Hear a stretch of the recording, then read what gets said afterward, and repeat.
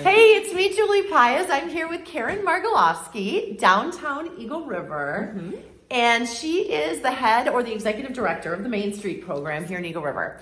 And she's going to tell us and give us a little tour of the new project right downtown. How long has this been going on, Karen? Oh gosh, it seems like 2 years. Ever since I started, we've been working on this project. This has been your baby, huh? Yes. Awesome. Well, I'm going to turn the camera around and Karen's going to give us a tour and tell us a little bit about this amazing project. All right, tell us a little bit, Karen. Okay, so this is still a work in progress, as you can see, but it's turning out gorgeous. So this is going to be the indoor pavilion area.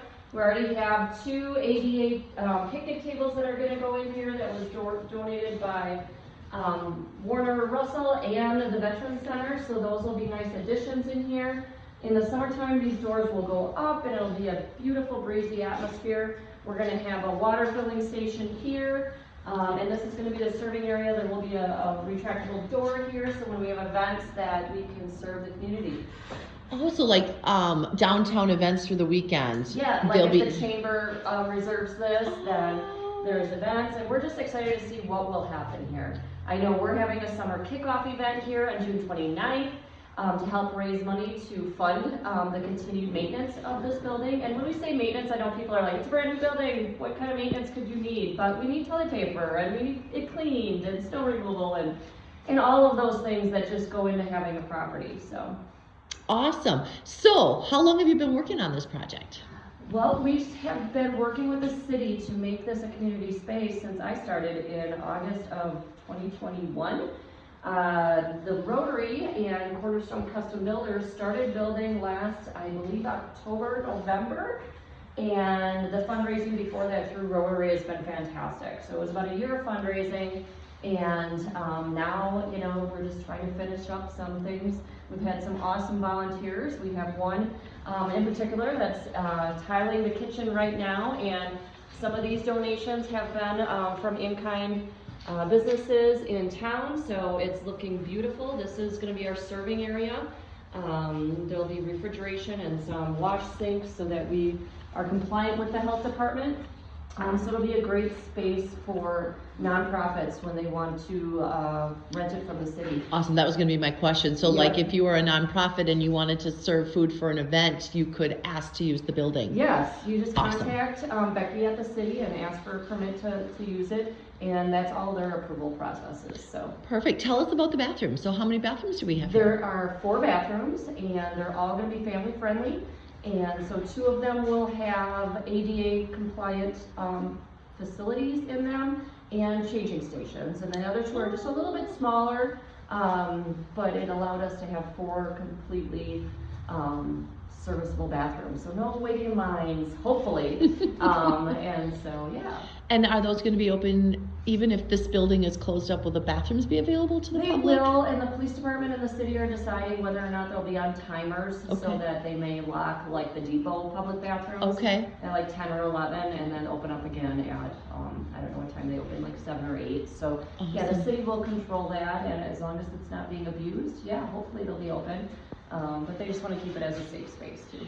And then out here, is there any more things that are going to happen on the outside of the building or out on the grounds here? Are we going to just have this amazing space all the time going forward? Yeah, so the outdoor landscaping is going to look like a 5-foot sidewalk all the way around the building. And then down the center here, going to the sidewalk on Wall Street, there'll be a sidewalk that will allow people to get access to the building. So the turf will then be continued to all of the back end of the property, and then behind the building there will be about a 10-foot stretch of that like crushed blacktop, so that when we have grilling events we don't have it on the turf, and there's a nice area for that grease and fire stuff to have a place to reside. Awesome. So I know this has been a project that you've been working with for your term as executive director for the last couple of years. Tell us, what else do you guys have cooking at the Main Street program? We have so much. So besides the fundraising event that I mentioned on June 29th, Saturday, which is going to be a chalkscape, so we're going to be able to have chalk art on the sidewalks, the brand new sidewalks. And there's going to be a young entrepreneur market. So this is a new program that we're starting, and we're looking at building entrepreneurs from ages 10 to 17.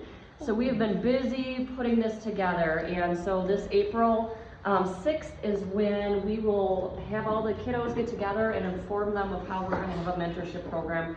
And then the first market that they'll be able to display their goods or services or whatever their items are will be that June 29th event. So in the morning from 9 till noon will be the Young Entrepreneur Market and the Chalkscape. And then at about 11, the food trucks are going to come in, and we're going to have First Street closed there from the alley to Wall Street, and that'll be like a little food court of food trucks. Super exciting. We also have this space rented out, and then we're going to have some live music and bands. So we really just wanted to use this space to its full potential in one whole day. Awesome. And so that's going to be just such a great event. The other markets for the young entrepreneurs, we're having one in July, so it's it's the third Thursday, and then one in August, which is also the third Thursday from 9 to noon in this location. So Perfect. Wanted to start utilizing the space. The other project that's been ongoing since I started is the Playground Top project.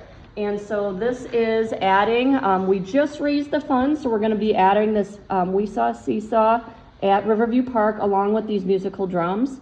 What we are still raising money for, and so we already raised for this section and that is installed. We installed this section in the fall along with the swing and the xylophone, and now we just raised enough funds thanks to the Exes Foundation, Family Foundation, so I can order the We Saw Seesaw and the drums.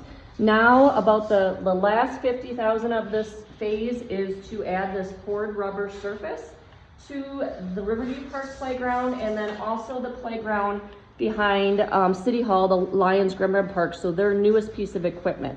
Ooh, nice. And so this is what it looks like. I know somebody said it looked like a piece of cake, It but does. this is the I poured kinda wanna rubber. eat it. Yeah. So this gives the cushion, so it gives the fall rating underneath that equipment, and it's just accessible for everybody. You know, grandma in a stroller, or kids in wheelchairs, or it's just a safer walking surface. I love taking my kids to playgrounds, and we always try to go to the ones that have these nice surfaces because they can roll and play. And I just start to hate wood chips after a while. So younger kids can play on this, because right now you would never put a baby in the wood chips. So just really excited about adding this. These will be the first playgrounds that will have this surface. Awesome. But I'm still about $50,000 away from that reality. So did everybody hear that? They are $50,000 away from that reality. If people want to get involved, donate, help out, even supply toilet paper for here, how do they get involved? Where do they go? What do they do? Yeah, they can contact me at Eagle River Revitalization Program. I'm located right in City Hall. We are a nonprofit organization, so any donations that come into us, whether it's in kind or cash or time, you can use that for your tax purposes. And we really just love to improve the community any way possible. Another project that we are working on is I started up a public arts committee. And so we actually had 2 official meetings now, and we are looking at all the walls and canvases and spaces in Eagle River that could use a little touch of art and beauty. So that's a fun new committee, so if you want to get involved with that, it's just one of those fun creative ones. So Awesome. Well, thank you, Miss Karen. thank you, Julie. All right, everybody, get involved. Reach out to Karen and find out how you can help.